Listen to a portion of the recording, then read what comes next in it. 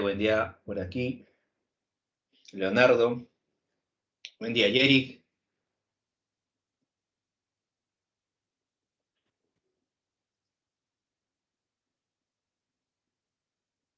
Por aquí, ¿qué tal, Jade? Buen día, Leonardo.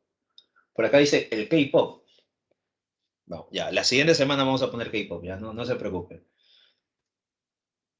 ¿Qué tal, Jade? Buen día, María. Buen día, Justin. Buen día, María Milagritos. María Palomino, buen día, Camila. Buen día, Liz. Buen día, Milagros.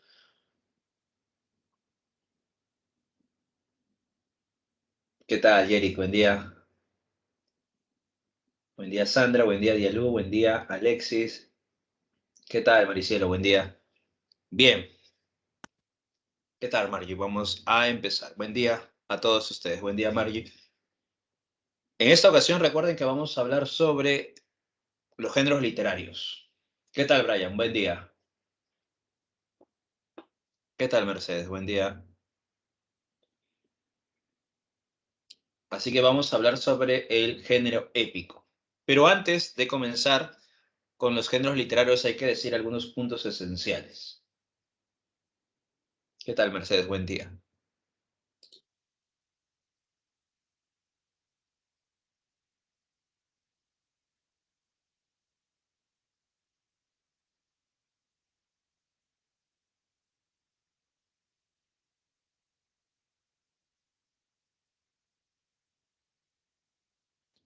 A ver, para hablar de los géneros literarios hay que tener en cuenta algo esencial. ¿Qué tal, Christopher? Buen día. Se habla de géneros literarios, ya recordemos, los géneros literarios.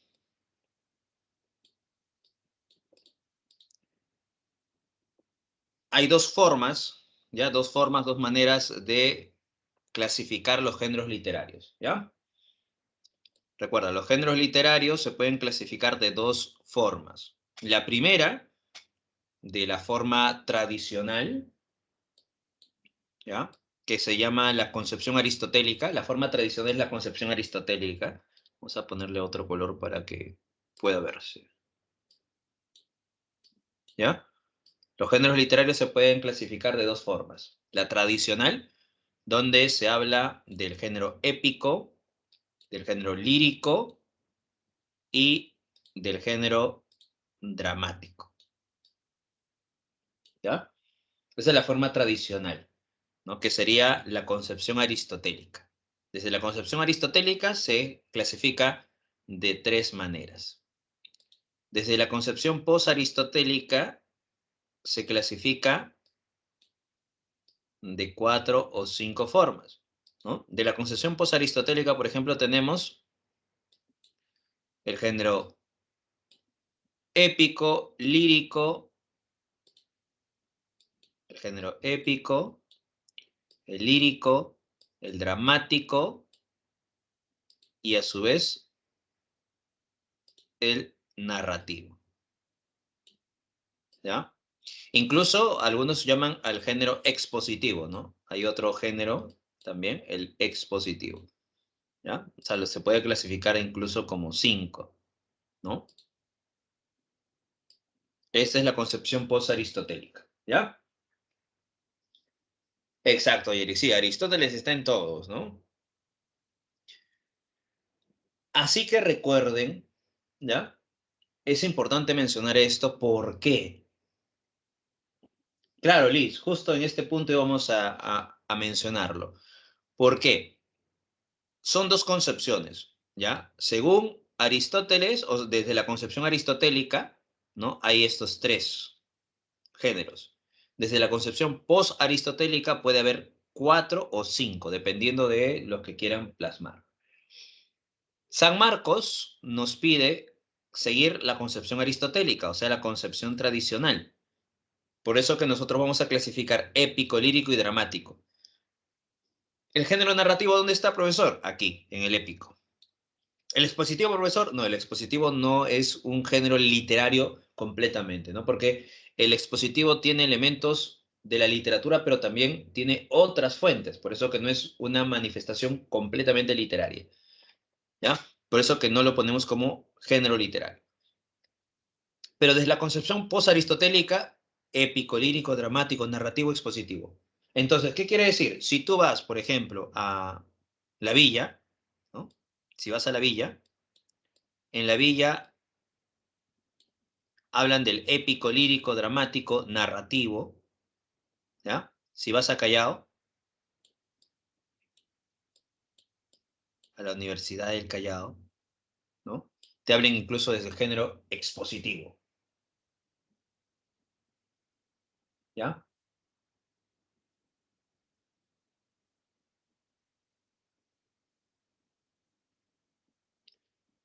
Entonces, por eso te digo, ¿no? Si vas a la uni, ¿no? También, épico, lírico, dramático, narrativo, ¿no? San Marcos solamente nos plantea estos tres géneros literarios, porque está desde la concepción aristotélica.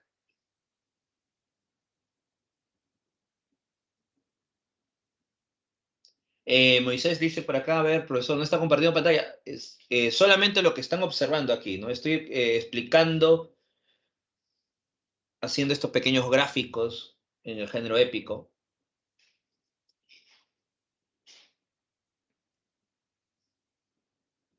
Y a ver qué nos dice por aquí.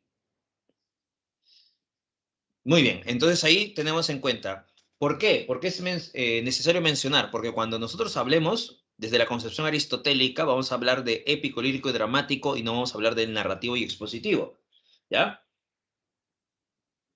Entonces, ¿qué sucede? Sucede que de pronto, cuando tú te encuentres en un compendio, un libro, ¿no? Y digas, profesor, me ha dicho que solamente hay tres géneros literarios y aquí en mi libro encuentro cuatro o cinco géneros. Entonces quiere decir que tu libro está desde la concepción post-aristotélica, ¿no? O viceversa, si yo te hablo de los cinco géneros literarios y tu libro solamente tiene tres géneros literarios, entonces tu libro está desde la concepción aristotélica y yo te he hablado de la concepción post-aristotélica. O sea, son dos posturas, nada más, ¿ya? Son dos posturas. Lo que vamos a ver a partir de este momento, vamos a ver el género épico esta semana, la siguiente hablaremos del género lírico y luego hablaremos del género dramático.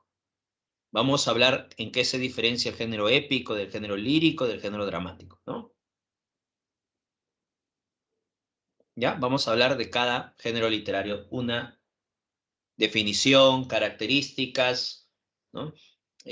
Las especies de cada género literario. Eso es lo que vamos a ver cada semana, ¿ya? Aparte del género épico, también vamos a hablar un poco de las técnicas, ¿no? De la narrativa.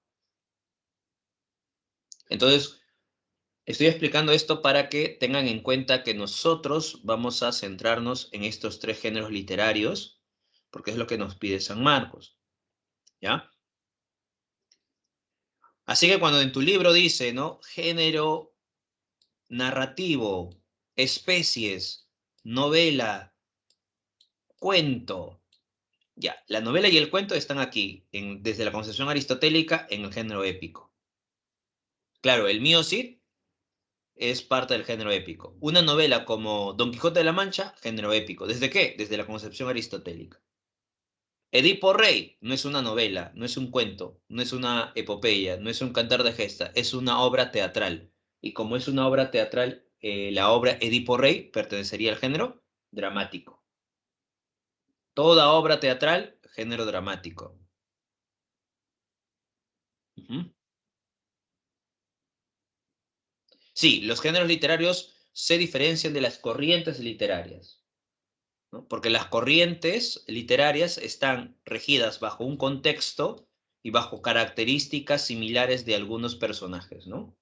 ¿Ya? Esas son las corrientes literarias, ¿no? Entonces, el contexto lo amerita, ¿no? Un contexto determinado aparece una corriente literaria con características similares de diferentes autores, ¿no? Hay una serie de autores que tienen características similares, ¿ya? Y estos autores van a utilizar obras y las obras se clasifican en géneros, ¿ya? Por eso que las corrientes literarias es distinto a los géneros literarios. La clase pasada vimos corrientes literarias, ¿recuerdas, sí o no? Vimos corrientes literarias la clase pasada. Ahora vamos a hablar de géneros literarios. Bien, solamente teníamos que mencionar este punto de la diferencia entre los géneros desde la perspectiva aristotélica, posaristotélica, ¿ya? Ahora sí, diciendo esto, señalando este punto, vamos a empezar. Vamos a empezar con este primer género literario. ¿Ya? Uno, entonces. Género épico. A ver, ¿qué nos dice el género épico? La épica deriva del griego epos, que a su vez significa narración. Mira, estamos hablando del plano etimológico, ¿no? La épica, o sea, el género épico o épica, deriva del griego epos, que significa narración. Por tanto, si épica significa narración, aquí tenemos que toda obra que pertenezca al género épico, ¿busca qué? ¿Qué busca? ¿Cuál es la función que va a cumplir el género épico? Si épica deriva de epos, que significa narración. Toda obra que tiene que hacer. ¿Qué tiene que hacer toda obra? Narrar. Ujú. Y si toda obra busca narrarte, quiere decir que vamos a encontrar un ente que va a contar esa historia. ¿Y cómo se llama ese ente que cuenta esa historia? El narrador. Exacto. Quiere decir que en el género épico la intención es narrarte acontecimientos a través de la presencia del narrador. O sea, ¿quién te cuenta la historia? El narrador. Entonces, toda obra que tiene la presencia del narrador, ¿a qué género pertenecería? Si yo te digo, ¿no? Por ejemplo, Don Quijote de la Mancha tiene un narrador omnisciente, por tanto, ¿a qué género pertenecería? Al género épico. La Ilíada tiene un narrador omnisciente, ¿a qué género pertenecería entonces la Ilíada? Al género épico. El Lazarillo de Tormes es una novela que tiene un narrador protagonista. ¿A qué género pertenecería? Al género épico. Ahí te das cuenta, ¿ves?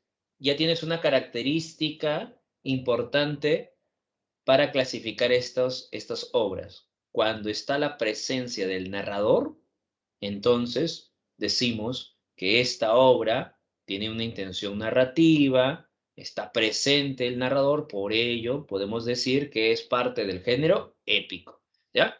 Bien, ya sabemos entonces un punto importante. El género épico puede ser una obra compuesta en verso o en prosa que tenga intención narrativa, ¿no? Lo hemos mencionado aquí, la intención narrativa. Por ello,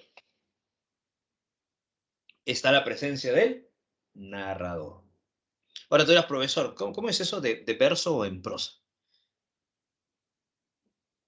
El verso y la prosa. El verso, recuerda que son líneas, ¿no? Son palabras que están relacionadas con las sílabas métricas. ¿Recuerdas, no? Los versos, ¿no? Mientras que la prosa es un párrafo, ¿no? O sea, la escritura de corrido, ¿no? Una escritura de corrido, ¿no? Conjunto de oraciones, ¿no? Que conforman un párrafo, ¿no? Una oración termina en un punto, ¿no? Y sigue, ¿no? Puede ser un punto aparte, un punto seguido, dependiendo, ¿ya? Entonces la prosa es cuando tú escribes de corrido, ¿no? Empiezas a construir una oración con otra oración, ¿no? Mientras que en el verso no se construye una oración. El verso más bien está regido por líneas, ¿no? Por ejemplo, acá yo puedo poner a, aún, puedo poner así, aún el gato lloraba, ¿no? Mi poema, ¿ya? Aún el gato lloraba. Entonces, ¿qué está sucediendo? Acá tengo 3 versos, ¿no? Primer verso, segundo verso, tercer verso. ¿Ves? Aquí no se construye una oración completamente, ¿no? Entonces, los versos es cuando escribes, ¿no? De forma, ¿no?, lineal, ¿ya? Que puede estar contado a través de sílabas métricas, ¿no? Aquí en el verso está vinculado a la métrica. En cambio, en la prosa es de corrido, ¿no? Se genera oraciones, ¿ya? Aquí sílabas métricas, ¿no? Puedes tener 4 o 5 sílabas métricas, una sílaba métrica, 2 sílabas métricas. En la prosa, en cambio, se cuenta por oraciones, ¿no? O por párrafos, ¿no? Etcétera, etcétera. ¿Ya? Entonces, la épica puede estar escrito así, el género épico puede estar escrito así o puede estar así, ¿no? De forma corrido, ¿no? O a través de líneas. Eso no interesa entonces, ¿no? No interesa esto de aquí. Lo que interesa es que el género épico tenga una intención narrativa, eso es lo que importa, y que esté presente el narrador. Sí, los números eran la cantidad de versos, ajá.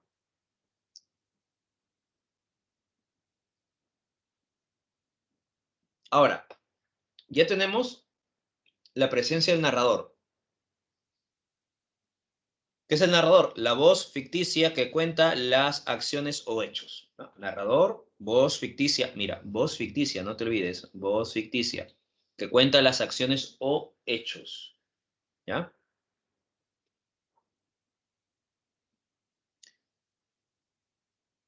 Y por tanto, no es igual que el autor, ¿ya? Aquí hay que tener cuidado. Narrador y autor no son iguales, ¿ya? Porque el autor, creador o persona real que gestó el texto. Entonces recordemos, el autor es el creador, el narrador es la voz ficticia, ¿ya? Entonces, el autor, persona real, el narrador, voz ficticia.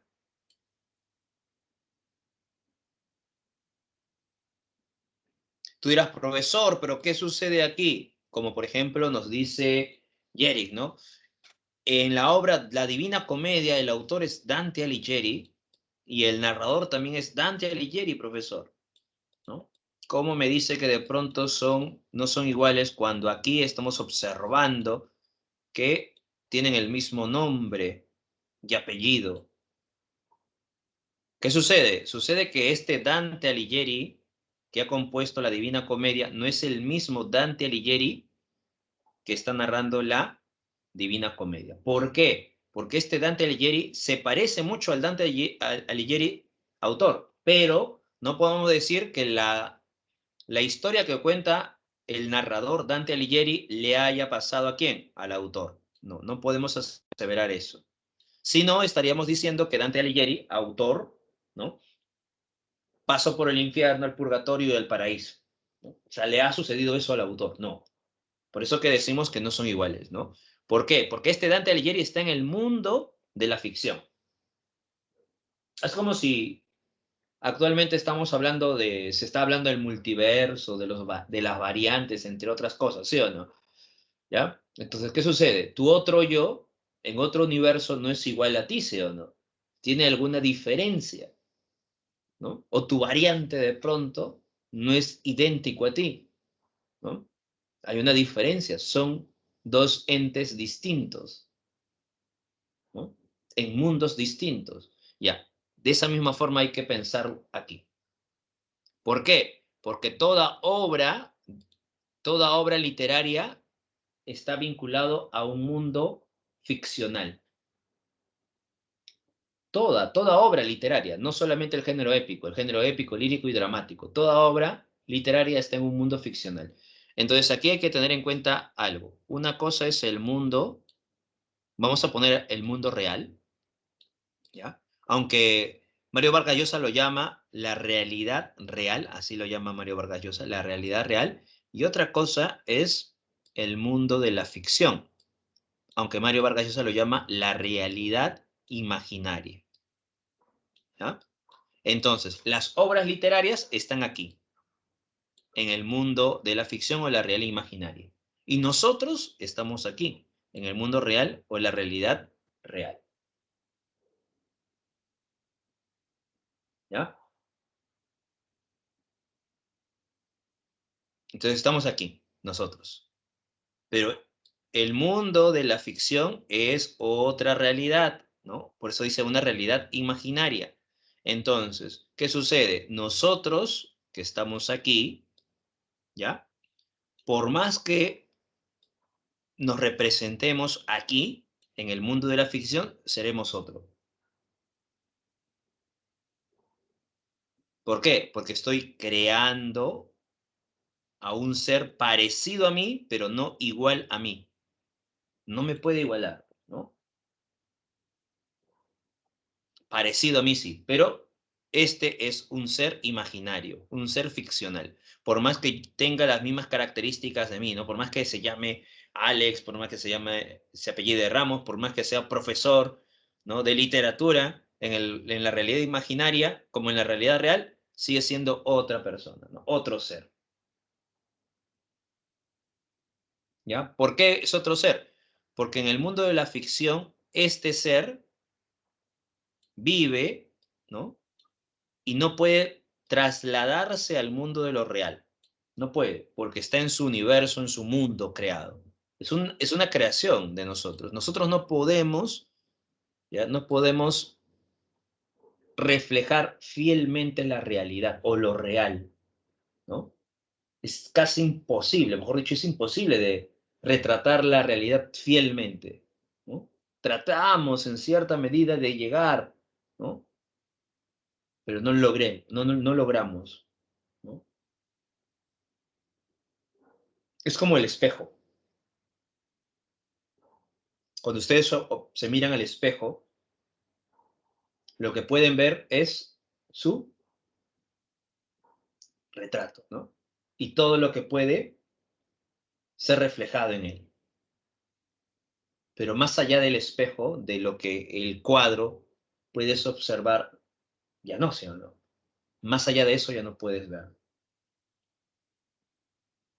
Eso es el mundo de la ficción, ¿ves? No, nadie va a lograrlo. ¿Por qué? Porque uno no se puede, ¿no? La realidad real y la realidad imaginaria no pueden, ¿no? Plasmar 100%, ¿ya? No puede haber una copia fiel, ¿no? Entre la realidad real y la realidad imaginaria, ¿no? Algunos quizá lograrán un porcentaje mayor, pero no el total. No se puede, ¿no?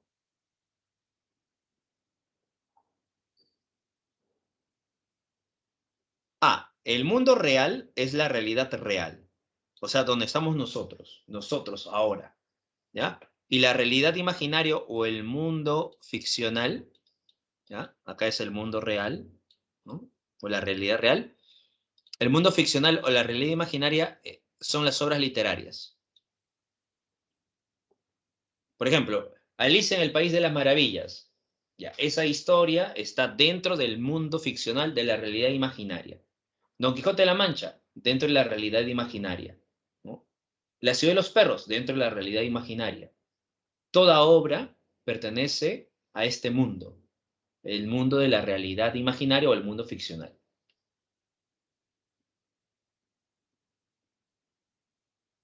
¿Ya?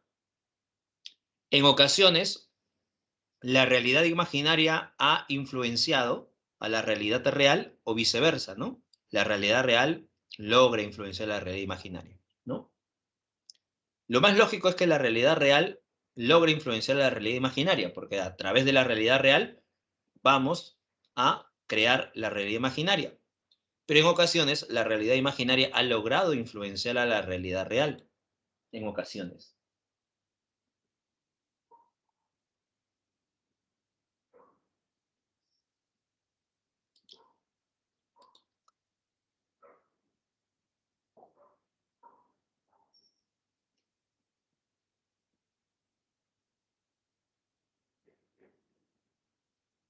A ver, dice acá, ¿cómo lo imaginario puede influenciar si es imaginario?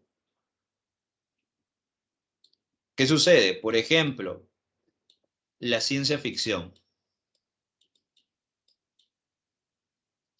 ha imaginado un mundo tecnológico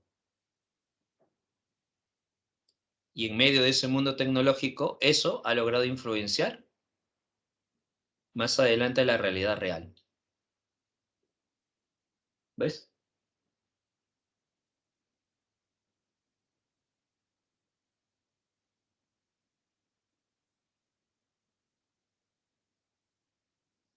Eso, por ejemplo, ¿no? Claro, no es al mismo tiempo, obviamente, no es al mismo tiempo, no es al mismo tiempo.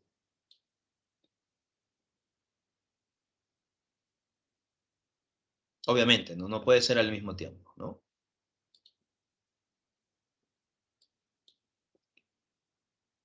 Entonces, volviendo al punto, autor y narrador no son iguales, ¿no? El autor crea al narrador y como lo está creando, ¿ya?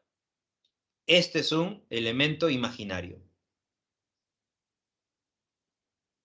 El autor crea al narrador, elemento imaginario, ¿no? Cuando tú de pronto vas a escribir tu novela y tu novela, imaginemos, está ambientado en tu propio mundo, ¿no? Tu propia historia.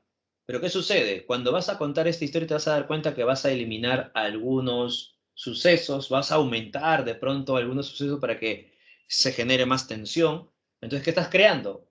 Un nuevo universo, ¿ves? Un nuevo mundo.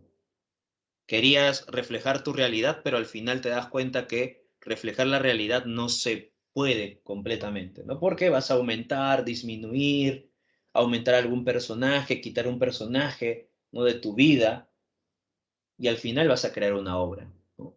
Que no refleje fielmente la realidad. Claro. Ujú.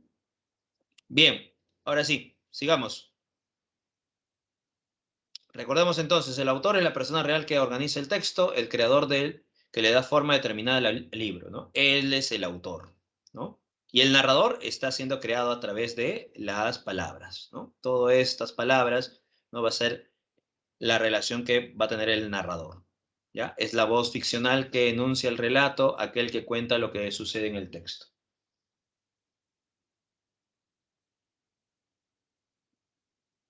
Claro, el narrador simplemente es un ser, ¿no? El narrador es un ser que está limitado ante el autor, ¿no? El autor limita al narrador, ¿no? O le da todo el poder que necesita el narrador. Pero eso todo depende de quién, del autor. Imagínate que el autor sea una concepción tipo Dios y el narrador sea el ser humano, algo así, ¿no? Crea, ¿no? El narrador es el objeto creado.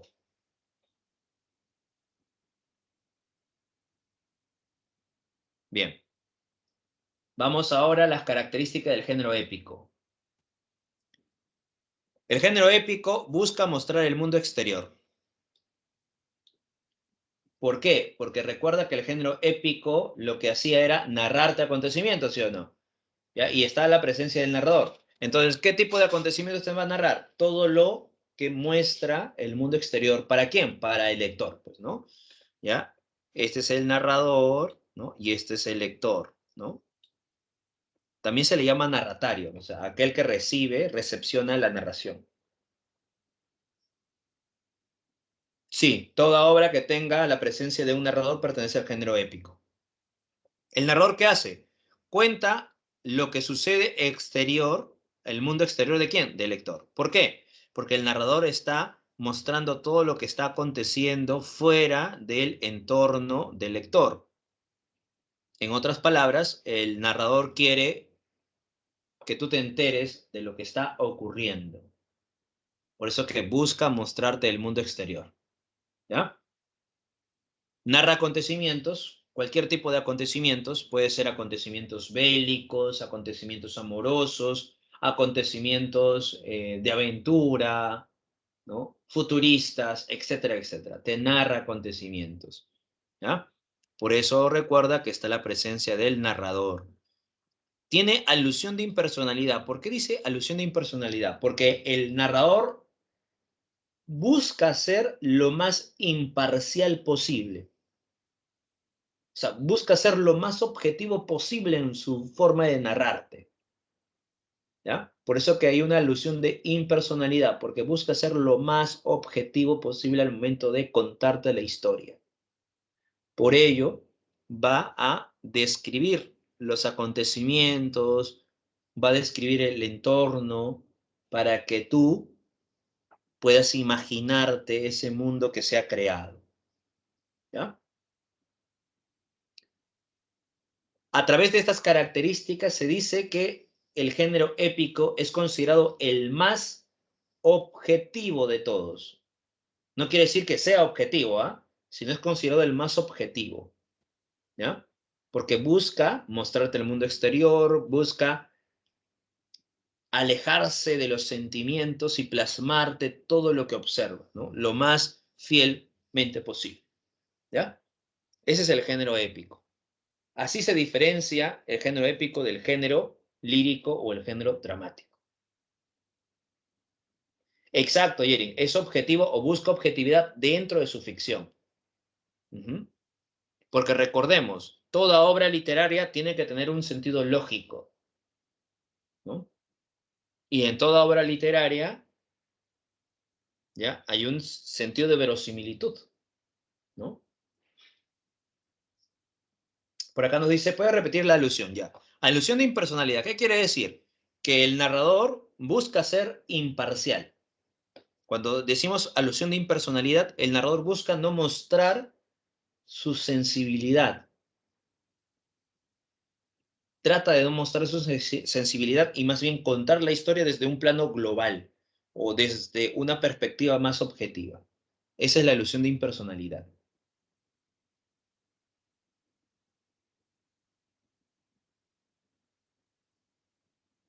O sea, el narrador no va a poder hacer esto. Imaginemos, ¿no? El narrador está contando que Juan está bajando las escaleras, ¿ya?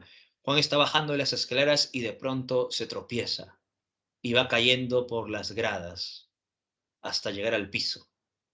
El narrador no va a decir, pobrecito Juan, le habrá dolido, seguro, he estado llorando. No, no puede ser el narrador así, ¿no? No puede decir, pobrecito Juan, ¿no? ¿Por qué? Porque ahí ya está mostrando una cierta cercanía con lo que está narrando y está mostrando parte de su sensibilidad, ¿sí o no?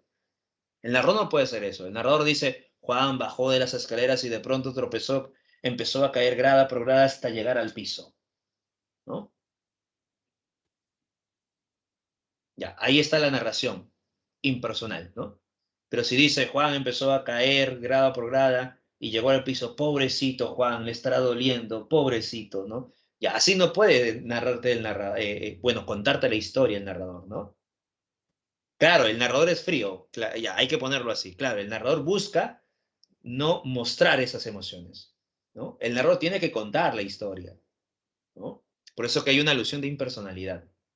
A ver, por acá nos dice el profesor, ¿cómo se puede definir lo objetivo y la subjetividad? ¿Qué diferencia hay? Lo objetivo está vinculado al sentido de lo racional y lo subjetivo está vinculado a las emociones, ¿no?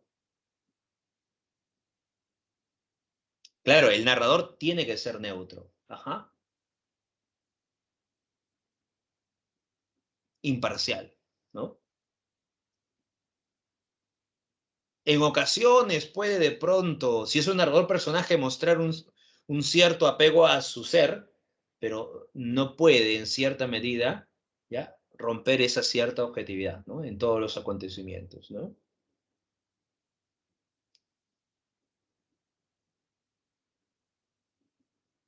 Por eso que el género épico trata de ser lo más objetivo posible. Y además hablamos de verosimilitud, recuerda. Lo verosímil, ¿ya? La verosimilitud es aquello que intenta ser creíble.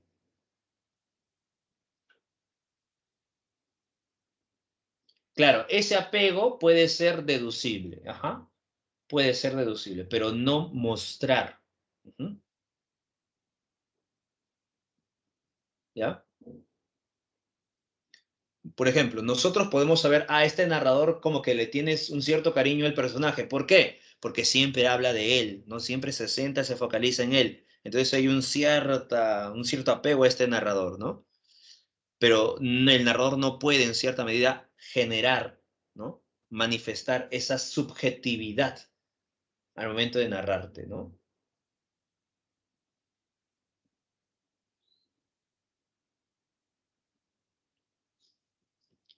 ¿Ya? Entonces tiende a ser lo más impersonal posible, ¿no? Eso es lo que busca el narrador, ¿no? Bien, recuerda, lo verosímil, ¿ya? Lo verosímil,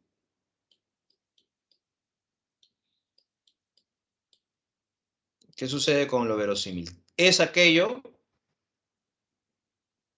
que puede ser creíble, por tanto, lo verosímil puede ser verdadero o falso, ¿no? Pero que tiene que ser creíble, ¿ya?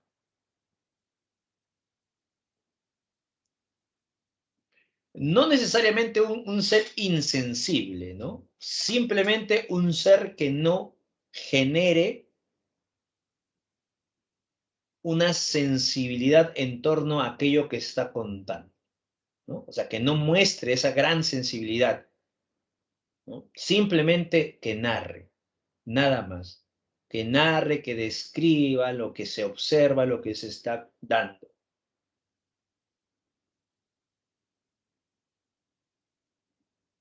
Que muestre, ¿no? Y a través de estos elementos, ya el lector puede generar esa sensibilidad presente en sus personajes, en las situaciones, ¿no?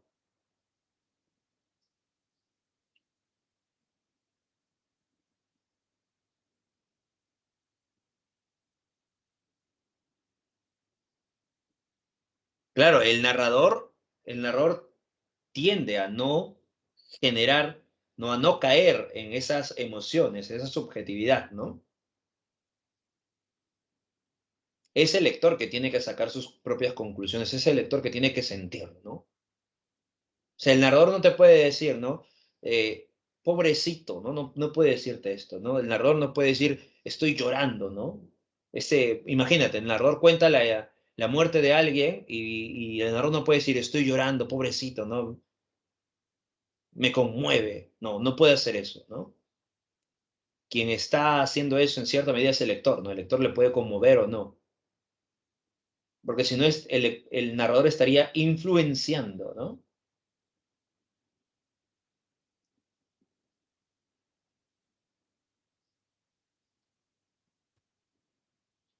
Lo verosímil es aquello que intenta ser creíble, por eso que puede ser o verdadero o falso, pero creíble. Lo verosímil es aquello que se apega a la realidad, ¿no? Aquello que se apega a la realidad. Por eso que puede ser verdadero o falso, pero creíble, por eso, tiene que ser creíble, ¿ya? Te dirás, ¿cómo es eso que lo verosímil tiene que ser o verdadero o falso o que sea creíble? A ver, por ejemplo, ¿no? Has llegado tarde al trabajo, al colegio, ¿no? Y no te dejan pasar. Ya, imaginemos, en el colegio, ¿no? Has llegado tarde, no te dejan pasar, dice, ¿por qué has llegado tarde? Y tú le dices, ¿no? He llegado tarde porque, ya vamos a ver que sea verdadero, ¿ya? He llegado tarde porque, ¿no? Subí al carro, el carro arrancó, pero de pronto se pinchó la llanta, así que tuve que bajar y subir a otro carro y por eso llegué tarde, ¿no? Y dice, bueno, ya. Es un acto, una acción que pudo haber pasado, ¿ya? ¿Es verosímil? Sí, sí es verosímil. Ahora vamos si es que es falso. En realidad, esta persona se levantó tarde, ¿no? Fue corriendo, subió al bus y por eso llegó tarde, ¿ya? Pero ¿qué sucede? Le dice, lo que sucede es que de pronto subí al carro, ¿no? Se pinchó la llanta, bajamos todos, subí al otro carro y por eso llegué tarde. Entonces, ¿qué sucede? Es falso, pero lo que ha dicho se parece a la realidad, ¿no? O sea, puede pasar. Entonces, lo verosímil es aquello que intenta ser creíble, ¿ya? el carro que se pinche la llanta y que la persona llegue tarde puede ser verdadero como falso. Eso es lo verosímil, ¿ves?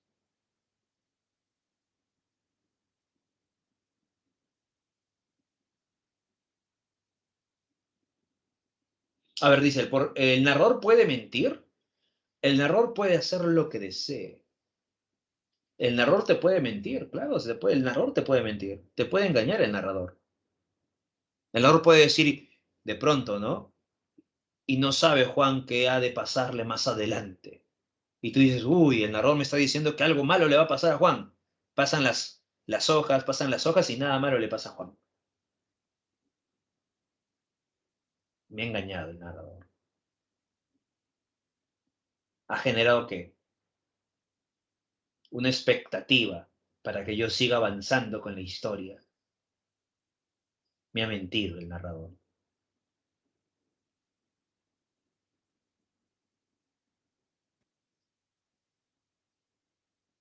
¿Ya? Entonces el narrador puede engañarte, claro, puede engañarte, ¿no?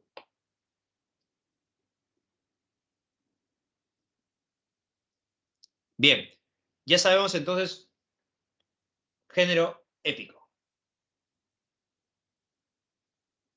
Claro, el narrador, recuerda, el narrador es aquel que cuenta la historia, es aquel que mueve los hilos, ¿no? Mueve los hilos de la historia, ¿ya?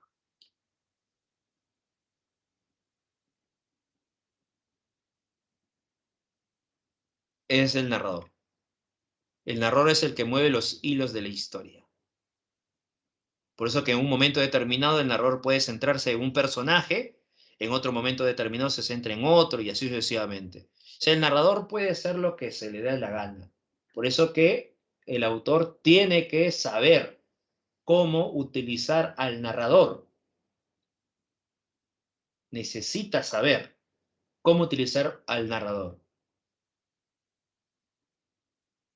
Claro, el narrador puede hacerte creer algo que no es.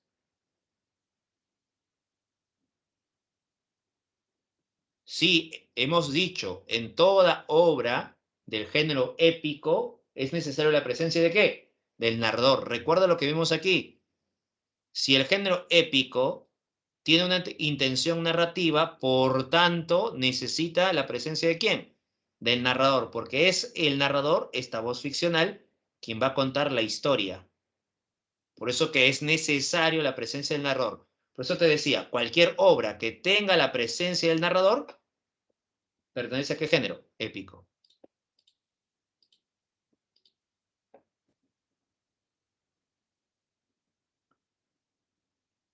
Muy bien. Siguiente. Recuerda también la descripción, ¿ah? Narra y describe. Vamos con las especies. Tenemos, son algunas especies, ¿ah? Hay más especies de género épico. Tenemos la epopeya, cantar de gesta, mito, leyenda, fábula, cuento, novela.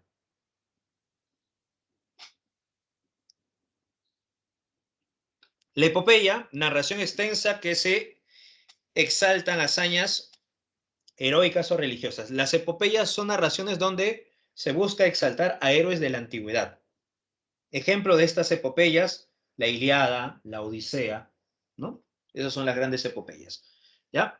Cantar de gesta, héroes que pertenecen a la Edad Media, ¿no? Se exaltan a grandes hazañas de héroes medievales con elementos históricos, ¿no? Cantar de gesta, mio Cid. El mito y la leyenda, ¿qué diferencia hay en el mito y la leyenda? En el mito hay una base religiosa y en la leyenda una base histórica.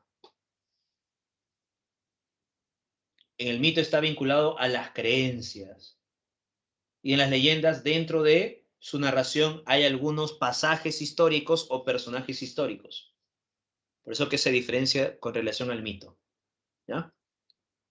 La fábula, narración breve con personajes animales o inanimados y tiene un fin didáctico. Pero recuerda, estos personajes tienen que ser humanizados, ¿ya?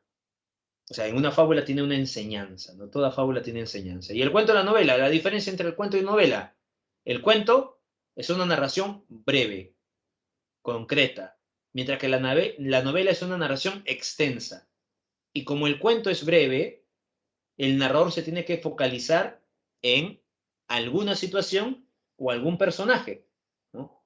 Mientras que la novela, como la narración es extensa, el narrador puede focalizarse en 1, 2, 3, 4, 5, 10 personajes, 10 acontecimientos o más o menos, ¿no? Porque la narración es extensa y puede hacer y deshacer en una novela. En el cuento no. Como el cuento es tan corto, el narrador se tiene que centrar en algo. En El Caballero Carmelo, por ejemplo, ¿no? El narrador se centra en la llegada de Carmelo, cómo Carmelo va insertándose en el mundo familiar, ¿no? En el hogar provinciano, y cómo de pronto Carmelo se enfrenta con el ajiseco y cómo Carmelo va a morir. Entonces, ¿qué ha hecho el narrador? Se ha focalizado, se ha centrado en un personaje, Caballero Carmelo, y va contando la historia de él, ¿no? Rápidamente. En cambio, una novela, si El Caballero Carmelo fuese una novela, entonces ¿qué sucedía? Sucedería de pronto la historia de Roberto, el hermano mayor, por qué se fue y por qué trajo de pronto al gallo Carmelo, la historia del ajiseco, quién es el ajiseco, quién es su amo, etcétera, etcétera. O sea, se podía generar más historias, ¿ves? Se podía focalizar en diferentes personajes y sus historias de ellos, ¿no? Entonces, en los cuentos puedes encontrar cuentos de 2, 3, 5, 10, 15 personajes, pero el narrador se centra, ¿no?, en algo para poder avanzar con la historia y terminarla, ¿no?, en un punto exacto. En la novela, el narrador no solamente se centra en un personaje o de pronto en una situación, puede centrarse en varios personajes y varias situaciones, ¿no?, que se entrelazan entre sí, como por ejemplo La ciudad y los perros, que es una novela. Ajá. ¿Ya? Entonces la extensión es un punto, ¿no? Si es una historia extensa, novela. Si es una historia concreta, cuento, ¿no? Y además de la extensión, también la focalización, ¿no? Si vemos que, que es una novela, por su extensión y también porque el narrador va centrándose en diferentes puntos, ¿no?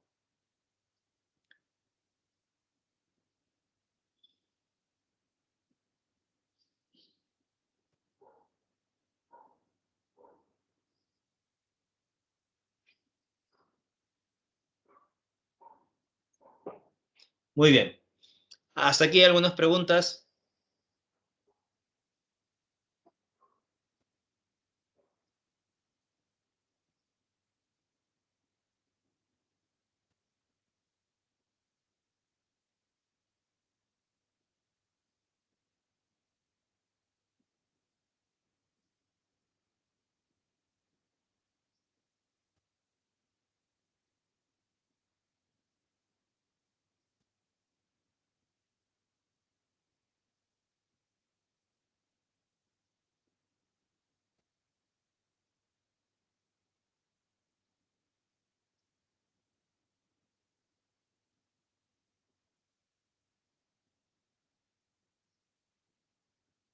A ver, por acá hay algunas preguntas.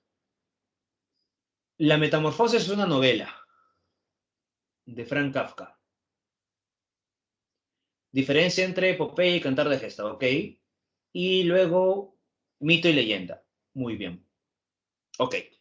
A ver, la epopeya.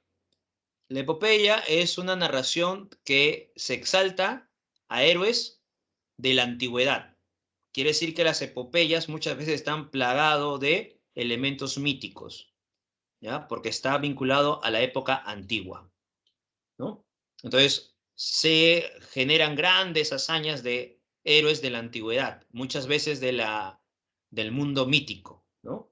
Época mítica, o sea que los personajes no necesariamente son parte de la realidad, no son parte de nuestra realidad, ¿ya? Mientras que los cantares de gesta son composiciones de la época medieval, por tanto, los héroes pertenecen a este contexto, la época medieval.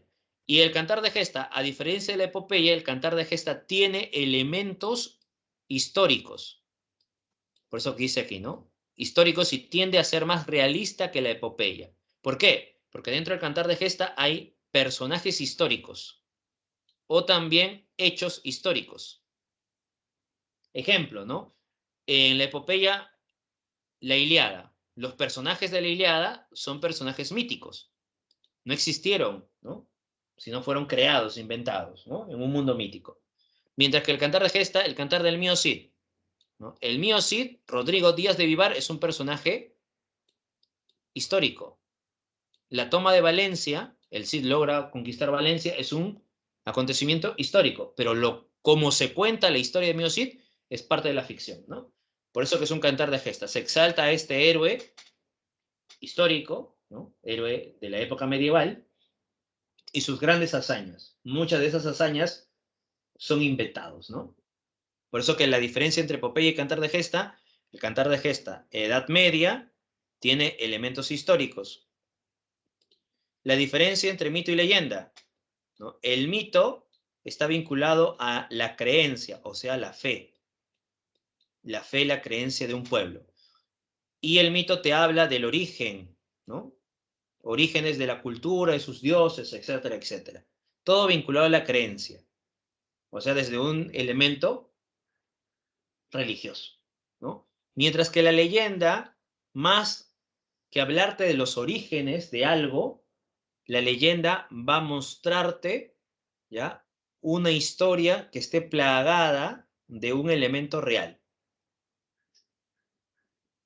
Ejemplo, ¿no? El mito de Perséfone, del rapto de Perséfone. A través del rapto de Perséfone se originan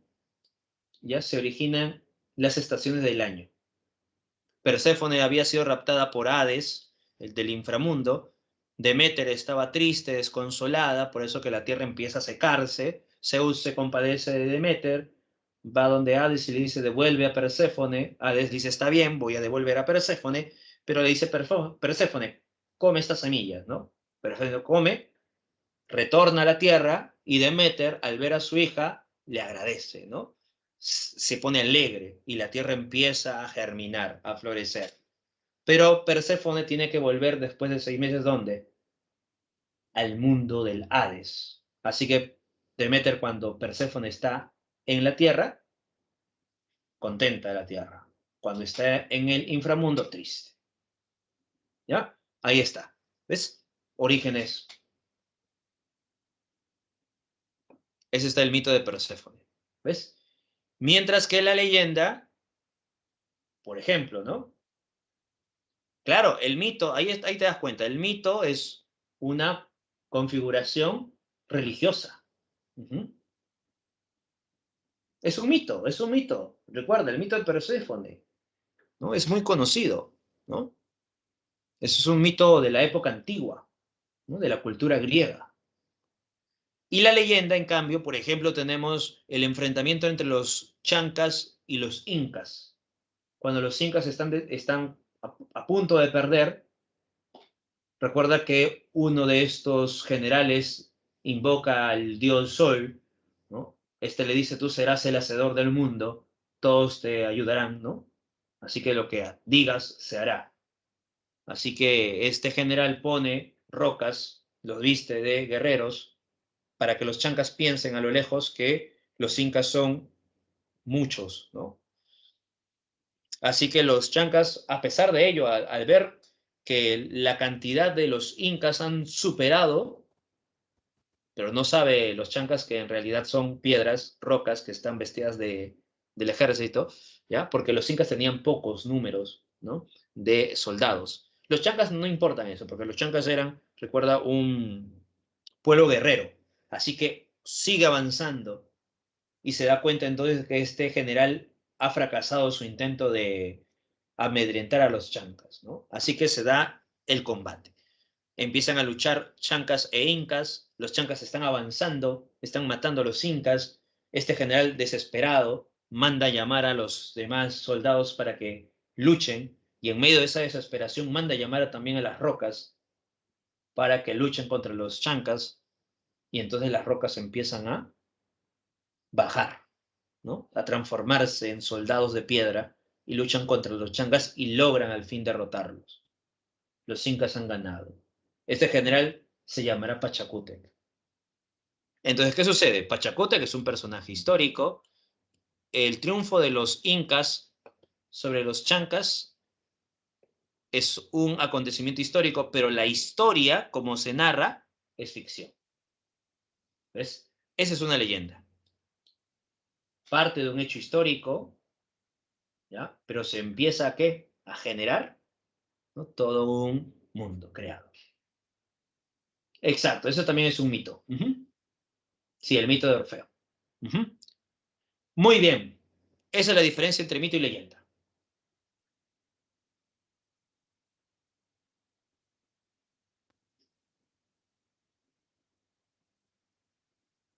Crimen y castigo es una novela. A ver, por acá dice el profesor, las epopeyas solo son hazañas heroicas de los personajes mitológicos, solamente de eso. No, en el caso de las epopeyas, son grandes hazañas de personajes heroicos que están vinculados, o sea, los héroes que están vinculados a un elemento mitológico, o sea, a una creencia, ¿no? ¿Ya? Los personajes heroicos pueden ser también parte del mito. Ujú. Hércules, por ejemplo, ¿no? Y sus hazañas. Si se escribe dentro de una epopeya, ¿no? Recuerda, epopeya, siempre y cuando haya un narrador, ¿no? Que cuente esta historia, ¿no?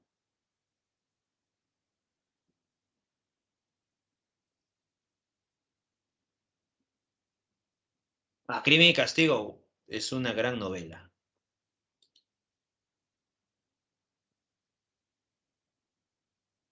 Es recomendadísimo Crimen y Castigo.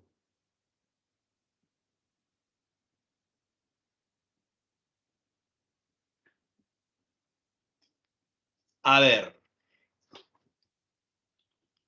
otra pregunta.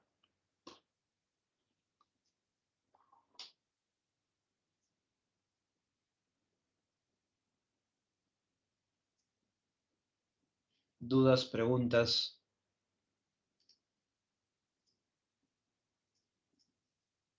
A ver, para recomendar. A ver, Crimen y Castigo. ¿Por qué recomendaría Crimen y Castigo? ¿Has visto este anime?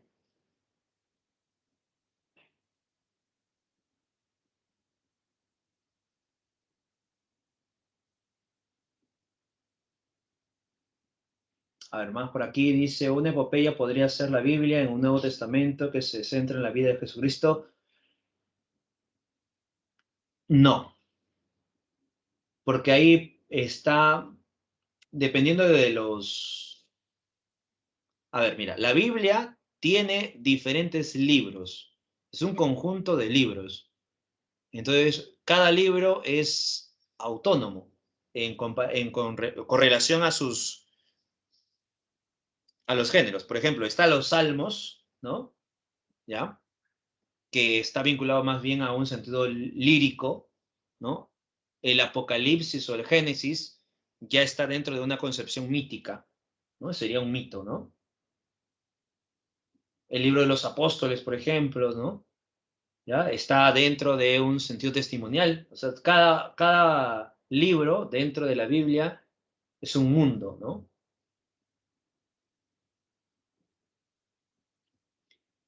A ver, cuando se habla de elementos folclóricos, quiere decir, ¿ya? Las tradiciones de un pueblo. Por ejemplo, en un pueblo, si este pueblo folclóricamente cree en, por ejemplo, las almas, ¿no? Las almas en pena, entonces este elemento folclórico puede entrar dentro de la leyenda. Si de pronto este pueblo cree en el hombre lobo, ¿no? O de pronto en los vampiros, ¿no? Estos elementos folclóricos entran aquí. Si de pronto este pueblo cree en el pistaco, por ejemplo, ¿no? Ya, ese es su elemento folclórico.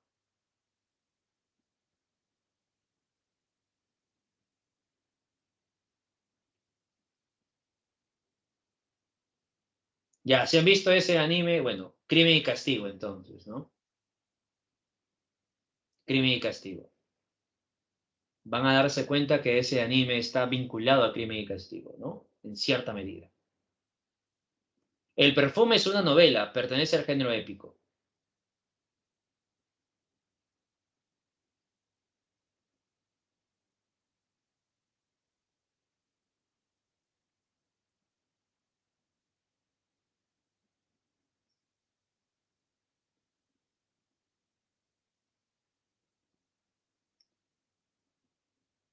No, no los mezcle, no, no. Folclórico y nacionalista no, no, no necesariamente.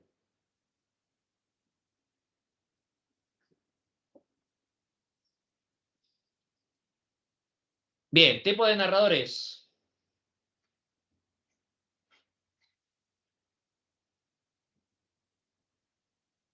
A ver, encontramos tres tipos de narradores, ¿ya? Bueno, hay más narradores, pero solamente tenemos que tener. Sí, a ver, por aquí. Antes de pasar a los narradores, el elemento folclórico está vinculado a las tradiciones y las costumbres de un pueblo determinado, lo que siente, lo que piensa, ¿no? En torno a su perspectiva del mundo. Ujú. Por eso que los elementos folclóricos pueden estar vinculados, ¿no? Te decía, un pueblo, si un pueblo, a través de su folclore, de sus tradiciones, cree en un pistaco, ¿no? Cree en un vampiro, o cree de pronto en un dragón, ¿no? Esos son sus elementos folclóricos, ¿no? Porque lo determina una tradición. ¿Ves?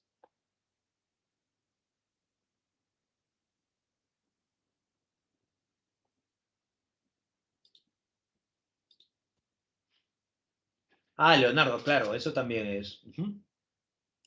Muy bien.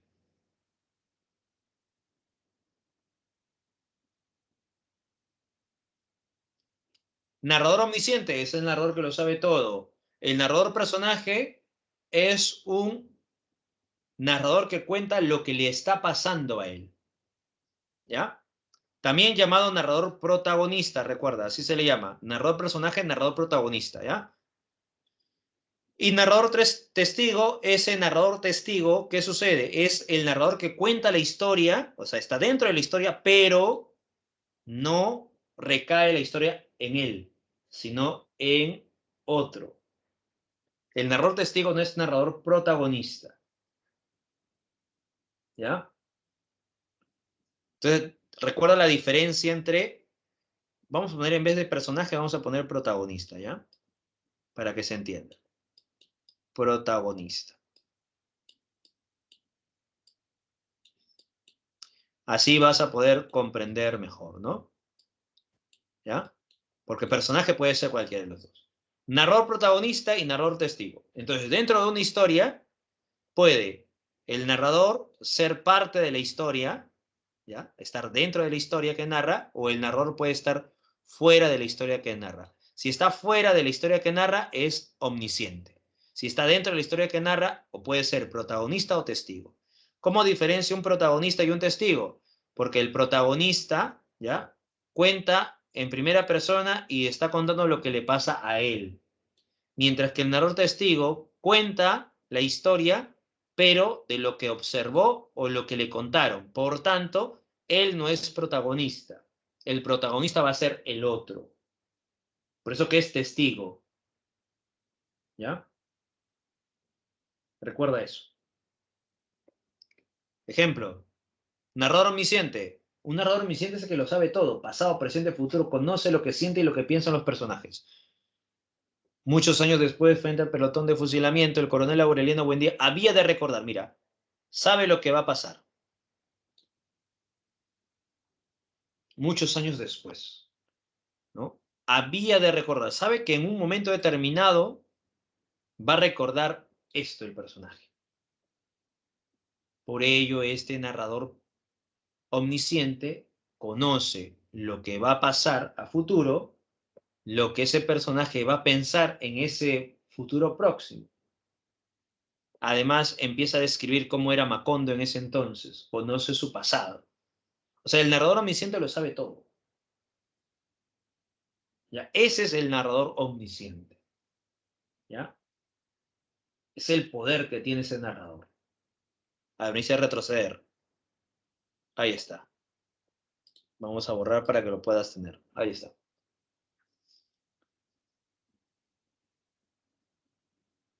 Recuerda, el narrador omnisciente lo sabe todo.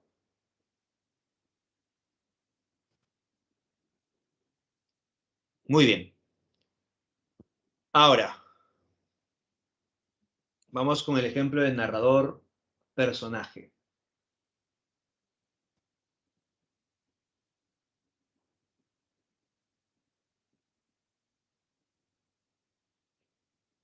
Narrador personaje.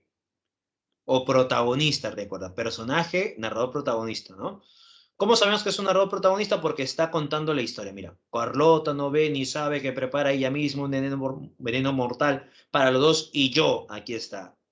¿Ves? La narración en primera persona, ¿ves? Y yo apuro con fuerza la copa fatal que me ofrece. ¿A quién le está ofreciendo? A él, ¿ves? ¿Qué significa el aire de bondad con que a menudo me mira? ¿Ves? A menudo no, algunas veces.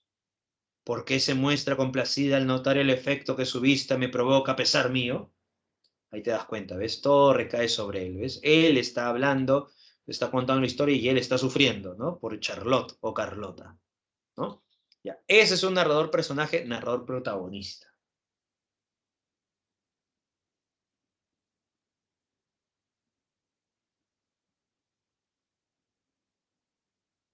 Claro, el narrador también puede ser personaje de su propia historia. Sí, por eso que este tipo de narrador se llama narrador protagonista, narrador personaje protagonista, ¿ya?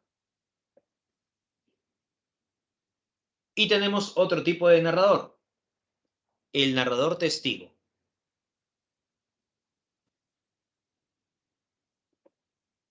¿Qué sucede con el narrador testigo? A diferencia del protagonista, el narrador testigo también puede utilizar la primera persona si se piensa en que Holmes permaneció ejerciendo activamente su profesión por espacio de 20 años y que durante 17 de ellos se me permitió cooperar con él, ahí te das cuenta, ¿ves? El narrador, ¿ya? Aquí está el narrador, en primera persona. ¿Pero está hablando de quién? ¿De él? No. Está hablando de Sherlock Holmes, ¿no? El narrador aquí es Watson, ¿ya? Watson está hablando de Sherlock Holmes. Por eso dice, se me permitió cooperar con él, con Holmes, ¿no? Y llevar el registro de sus hazañas, las hazañas de Sherlock, ¿no? Se comprenderá fácilmente que dispongo de una gran masa de material de Sherlock. Mi problema ha consistido siempre en elegir, no en descubrir.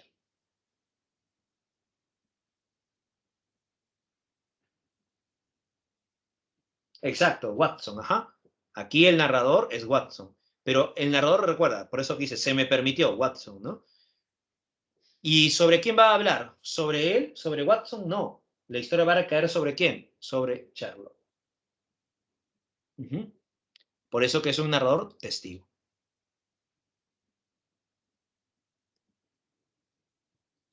Bien. ¿Se entendió entonces los tipos de narradores? ¿Sí? ¿Sí o no? A ver, preguntas, dudas, conflictos existenciales.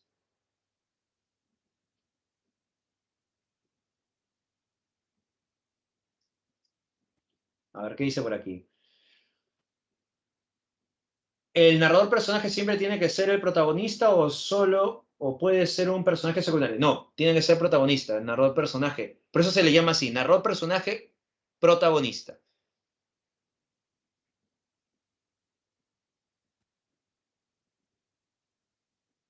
Y luego dice, el protagonista hablaba de una tal Carlota.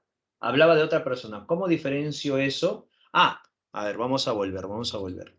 Miren, aquí, el narrador personaje habla de ella, ¿sí o no? Como también aquí, el narrador testigo habla de él. Pero ¿qué sucede entre uno y otro? Mira, aquí, en el narrador protagonista, Charlotte o Carlota no ve ni sabe que prepara ella misma un veneno mortal para los dos. Y yo apuro con fuerza la copa fatal que me ofrece. ¿Recae sobre quién? Sobre yo. El yo, o sea, el narrador personaje es Werther, ya sobre Werther. Werther es el yo. ¿Ya? ¿Sobre quién va a recaer esa copa fatal? Sobre Werther. ¿Qué significa el aire de bondad que a menudo me mira? ¿A quién le está mirando? A Werther. ¿Quién le está mirando? Charlotte, perdón. ¿A qué recae? Recae sobre Werther. A menudo no, algunas veces. ¿Por qué se muestra complacida, Charlotte, al notar el efecto que su vista me provoca a pesar mío? ¿A quién está provocando? A él. ¿A pesar de quién? A pesar de él. ¿O sea, de quién? De Werther. Ahí te das cuenta que la historia está recayendo sobre quién? Sobre él. ¿Se habla de Charlotte? Sí. Pero a través de Charlotte va cayendo toda la tristeza, la congoja sobre el que está contando la historia.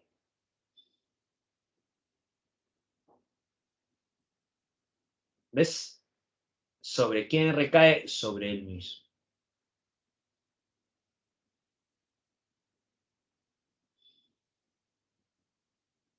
¿Ya?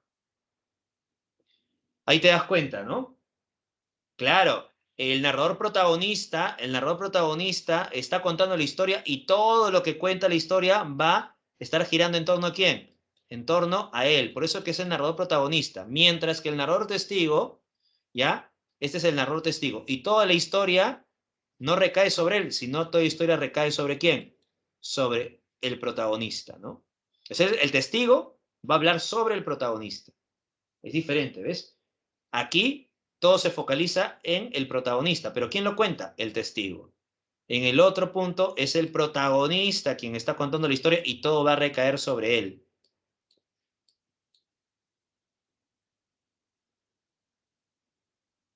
Ujú. Por eso esa es la diferencia, ¿no? Ahora sí, ¿se entendió? ¿Se entendió la diferencia entre el protagonista, narrador protagonista y narrador testigo? ¿Todo claro? Por acá Ángel dice, todo claro, muy bien. A ver, por acá dice, profe, ¿me podría aclarar el narrador, personaje y testigo? Eso ya lo hemos mencionado. Dice, profesor, entonces una frase del narrador puede definir a un personaje, claro, en cierta medida también.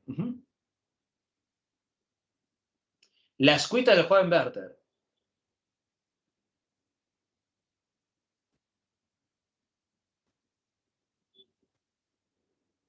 Claro, este narrador testigo, este fragmento es el de aquí. El fragmento es del narrador, aquí es la escuita del joven Werther.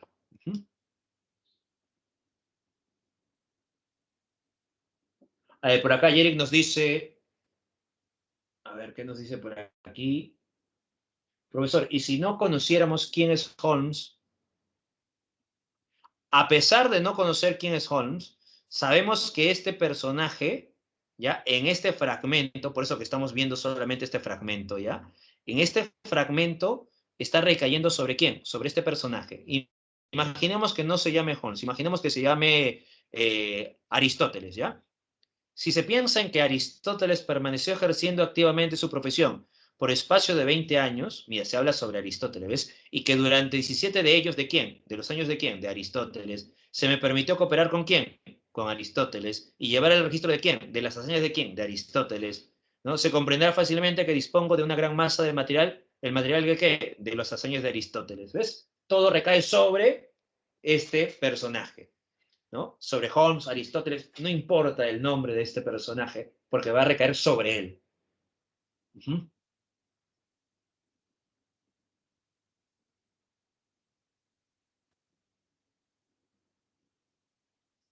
El narrador omnisciente es tipo Dios, lo sabe todo,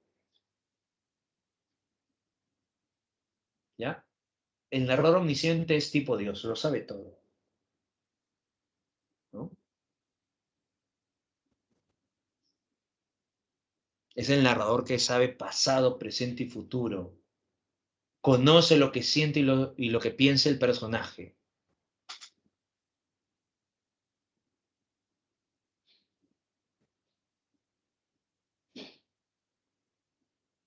Mariana empezó a bajar las escaleras y se dio cuenta que de pronto un solo paso en falso y caería al abismo. Ese es un narrador omnisciente. ¿Por qué? Porque este narrador sabe lo que está pensando Mariana.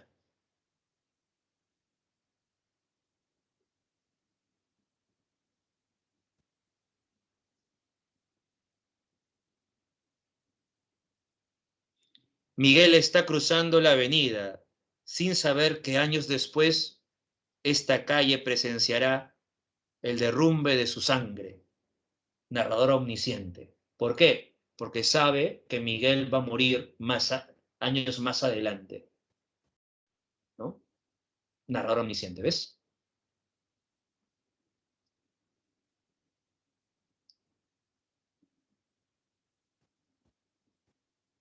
El narrador omnisciente es el narrador que lo sabe todo y es el narrador más sencillo, ¿no?, de utilizar, ¿no? Bueno, más que sencillo, es más práctico. Más que sencillo, es más práctico de utilizar. El narrador omnisciente, ¿no? Por eso que el narrador omnisciente también es llamado el narrador tradicional, porque se ha utilizado desde la época inmemorial, ¿no? A ver, por acá dice un ejemplo de narrador omnisciente sabe todo. Muy bien. Profesor, ¿cuál de los tres narradores cree que es el más fácil su ejecución? Yo diría testigo, por acá dice Leonardo, ¿no? Se aplica en Frankenstein. Claro, puede ser testigo. Es que es dependiendo. Lo que tienen que saber es que de pronto, cuando quieren ya crear una historia, ¿no? Esta historia necesariamente tiene que haber una voz narrativa, o sea, un narrador. Pero el narrador tiene una función, ¿no? Si tu historia quieres que sea impactada, ¿no?, por los sucesos, entonces te conviene hacer un narrador protagonista. ¿Por qué? Porque todos los sucesos va a recaer sobre él, ¿sí o no? Entonces él va a sufrir las consecuencias de los actos.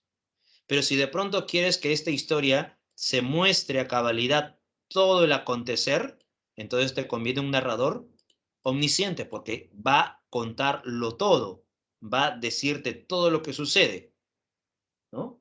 Pero si de pronto quieres que esta historia tenga un impacto en el lector, como si el lector fuese uno de sus protagonistas o estuviese presente, te conviene un narrador testigo, ¿no? Para que este narrador testigo esté contándole al lector directamente, ¿no? De pronto, ¿no? Todo depende de lo que quieres hacer en tu relato, cómo lo quieres enfocar. A ver, por acá una pregunta de Fátima. Profesor, ¿en un mismo relato pueden haber más de un tipo de narrador? Sí, eso se llama narrador múltiple.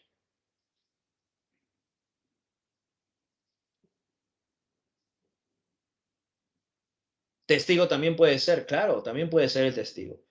Ajá. Pero el narrador omnisciente es el narrador omnisciente y el narrador protagonista son los narradores que se han utilizado con mayor frecuencia.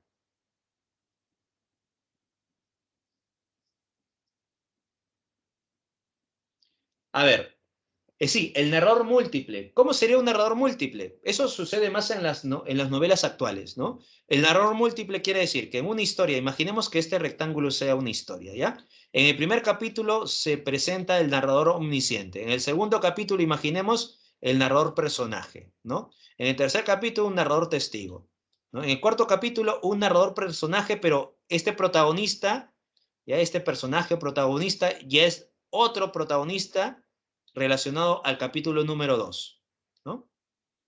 Y así, imaginemos, ¿no? Entonces estamos en una historia que se está contando de diferentes puntos de vista. Imaginemos un asesinato, se cuenta un asesinato, ¿ya? La historia va ligada a un asesinato, ¿ya? A ver, mira, a ver, un asesinato, imaginemos un asesinato, ¿ya?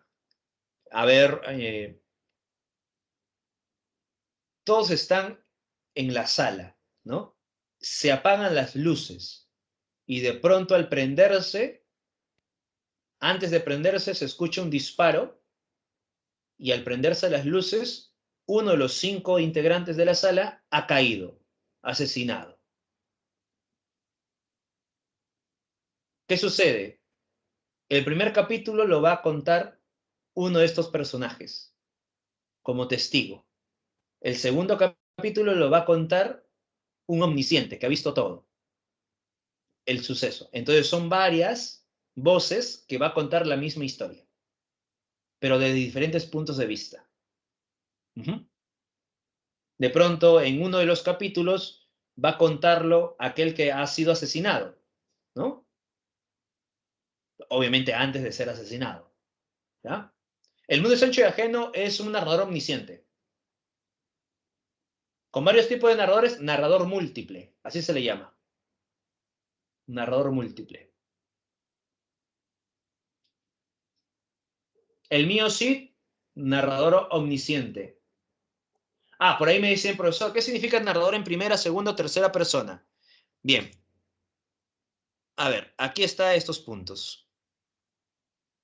narrador en primera, segunda y tercera persona. ¿Cuándo se habla de narrador en primera, segunda o tercera persona? Narrador en primera persona cuando se focaliza en el yo, ¿no? O sea, quien está contando la historia, ¿no? Narrador personaje o narrador protagonista, primera persona. Narrador en segunda persona cuando la historia está centrada en el tú. Si yo digo, ¿no? Tú irás a comprar el pan, por ejemplo, ¿no? A las 6 de la mañana tú vas a comprar el pan, ¿no? Bajas las escaleras, abres la puerta y vas caminando a la panadería. En tus manos tienes 5 soles. Estás frente al mostrador. Le dices, deme 5 soles de pan. Tú, ¿ves? Ahí es la segunda persona. El narrador se está centrando en el tú, en la segunda persona, ¿no? En cambio, ¿cómo sería la primera persona? ¿No? Yo bajo las escaleras, abro la puerta, ¿no? Voy caminando con 5 soles en las manos, ¿no? Estoy frente al mostrador y le digo, deme 5 soles de panes. Narrador en primera persona, ¿ves? Narración en tercera persona, ¿no? Imaginemos que este personaje sea mujer o varón, ¿no? Ya mujer. A ver, ella baja las escaleras, abre la puerta, va caminando, yendo a la panadería, y en sus manos ella tiene 5 soles. Frente al mostrador, ella le dice, deme 5 soles de pan. ¿Ves? Narración en tercera persona. La misma situación contada de 3 puntos distintos. En primera, en segunda y en tercera persona.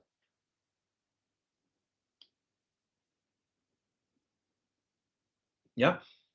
Esa es la narración, que puede ser en primera, segunda o tercera persona.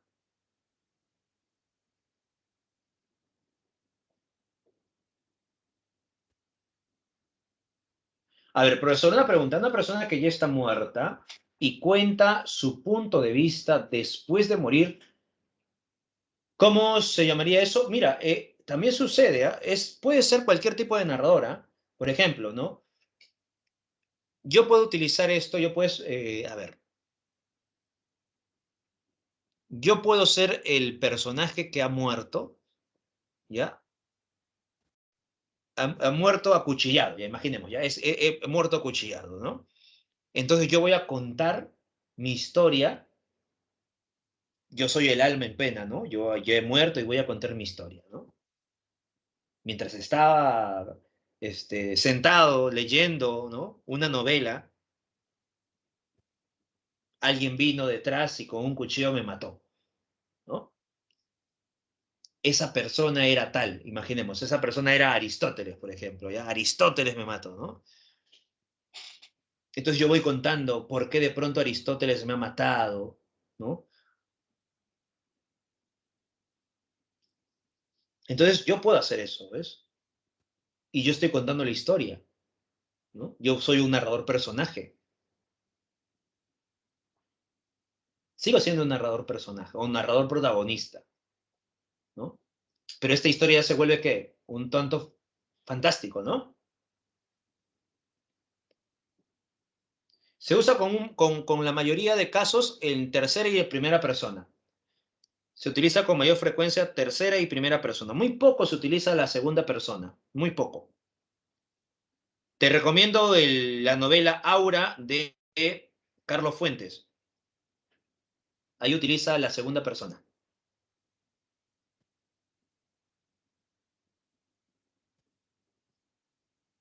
A otro ejemplo de segunda persona.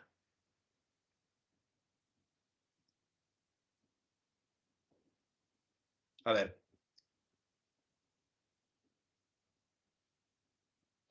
estás esperando la llegada de tu amada. Ella vendrá con ese avión, ¿no? Y mira, su amada va a venir, ya está en el aeropuerto, ¿ya? Entonces la historia es, él está a punto de encontrarse con su amada, ¿no? Entonces ya, vamos, la narración en segunda persona, ¿ya? Que se llame, a ver, ¿Cómo se llama? A ver, Aristóteles, ya vamos a poner Aristóteles, ¿ya? Vamos a la segunda persona. Aristóteles va a ir al aeropuerto y va a tener que encontrarse con su amada, ¿no? Entonces, tú, Aristóteles, estás desesperado. Hace mucho que no veías a, a Mariana, ¿ya? Por eso es que necesitas verla, saber cómo está. No te había contestado el teléfono hace muchos años, ¿no? Ahora estás en el aeropuerto, vas caminando. Sí, Aristóteles, vas caminando para encontrarte con ella.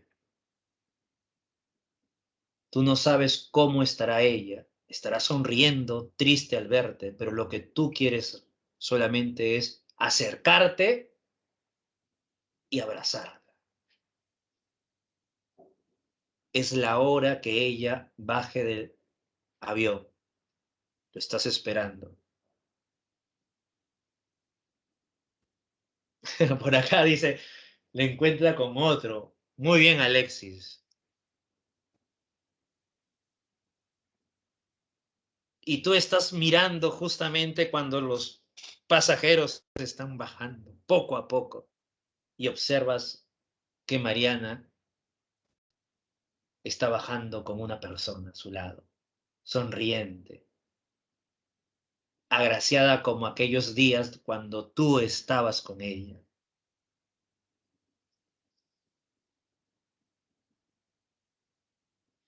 Luis todavía ya tiene hijo, todavía ese Luis. Claro, puede ser un familiar que esté bajando y ustedes mal pensados ahí, pobre Aristóteles, ¿no? Ahí está el tú, ¿ves? El uso del segundo, la segunda persona. Se centra en el pobre Aristóteles, ¿no? Y por aquí ya le han inventado un hijo, le han inventado un amante.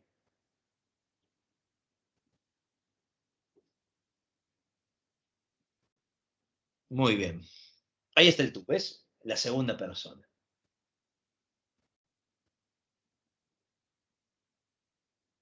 Muy bien. Ahora sí. Dicho todo esto, puedes ir a dar el examen. Y no te preocupes porque aquí vas a tener en el PDF, ¿ya? Ahí tienes de pronto una pregunta. Técnicas también vas a poder encontrar en el PDF, ¿ya? Vas a encontrar técnicas, el en media res, el raconto, el flashback, el flash, la prolepsis, el soliloquio, el monólogo interior. Ahí vas a encontrar las técnicas también en el PDF que voy a poner en unos instantes, ¿no? Y vas a ver, por ejemplo, esto es un in medias res, ¿no? Esto es un raconto, ¿ya? Aquí vas a encontrar un soliloquio, aquí un monólogo interior, ¿ya? Todo eso lo vas a encontrar en tu ejercicio, ¿no? En tu PDF.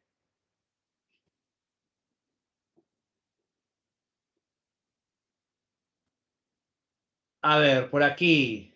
Ángel, ¿qué pasó? Te perdiste la historia de Aristóteles en el aeropuerto. Te perdiste la historia de Aristóteles que fue asesinado, Aristóteles que fue a comprar el pan.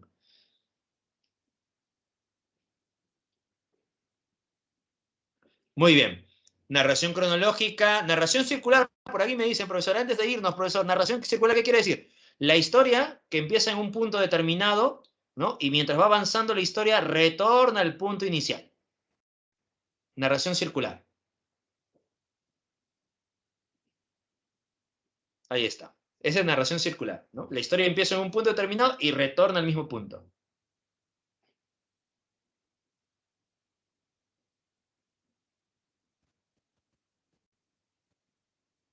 ¿Ya? Muy bien. Ahora sí, pueden ir a dar el examen. Todo listo para que saquen un 18 como mínimo, ¿no? Ahí tienen.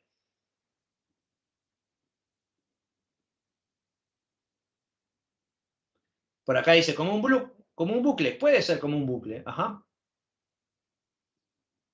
Ahí está el enlace, ahí está el enlace.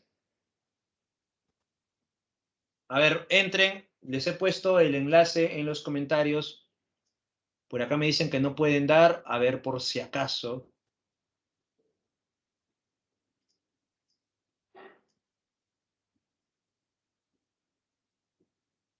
Pueden entrar, ¿no? Por ahí. Uy, nos hemos pasado unos 2 minutitos. Pero bien, recuerden que tienen ya el material de la siguiente semana. Ya, así que ya pueden descargar el material de la siguiente semana, así que no se preocupen. Y también ya pueden estar descargando la teoría de la clase de hoy. Recuerden que en el PDF de la clase de hoy, o sea, la teoría de la clase de hoy, vas a encontrar también las técnicas narrativas, ¿ya? Y las claves de la teoría. Perdón, las claves de la tarea. Sí funciona, ¿no? Está bien, muy bien. Entren por aquí, el enlace, marquen, y por acá nos dicen, a ver, narración circular a veces empieza con un asesinato, claro, en ocasiones, ¿no? Crónica de una muerte anunciada, por ejemplo, ¿no? De García Márquez. Muy bien, por acá, Leonardo 1818. La historia de Aristóteles comprando el pan da risa. Muy bien. El pobre Aristóteles, ¿no? Siempre ha estado en todas partes, ¿no? Hasta ahora, comprando el pan, dice por aquí.